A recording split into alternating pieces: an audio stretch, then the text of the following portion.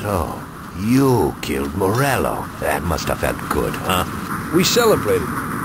Salieri was thrilled, of course. We ran the whole town, practically, and there seemed to be an end to the bloodshed. For a while, I felt like a king, until I came to a realization. If a regular guy like me could kill the most powerful man in the city, what good was all his power? Hell, if he hadn't been so powerful, he'd probably still be alive.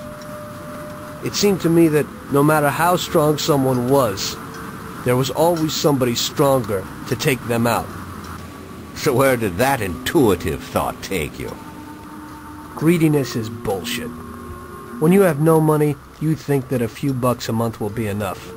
Then you realize that it wouldn't be bad to have a nice car. You'd get a great job in some high-up position, but in actuality, you're thinking about going higher.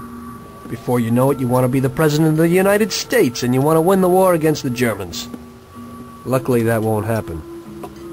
Plus, the whole strategy of watching other people's backs has one basic flaw. The whole time you have to watch your own back, in case someone else has the same idea. So I thought to myself that maybe I ought to change my priorities a little. Great Bible story. Laugh it up. You know where it got me in the end. This. Who is it? It's from 1920. The old man is Don Pepone. The two younger ones are Salieri and Morello. This photo convinced me that this kind of life is poisonous. Morello and Salieri were friends, and they were both commanders of Pepone's regime. But in the 1920s, they got Don Pepone killed because of some deal. Strangely enough, Salieri still admires the guy now. Afterward, they divided up the city, and each ruled their own part of it. But they started to compete with each other. I ended up being Salieri's instrument of death to kill his best friend, to save him from looking Morello in the eye.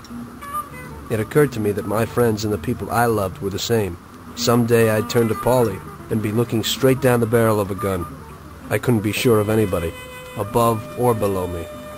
But you were risking your life every day. Being a sharpshooter for the Mafia ain't no bed of roses the way you tell it. It's different when you're living it. When you're full of energy and you're fighting for your life with someone who's like your brother. You're just two soldiers who know what needs to be done. And it all depends on your ability to survive. It's a war. The constant feeling that you can't even trust your best friend is terrible. You are alone, and death can come from anywhere. I'd lie awake at night wondering if the joke my best friend told me was really just a joke, or if I should get prepared for my own execution. A person needs someone he can trust.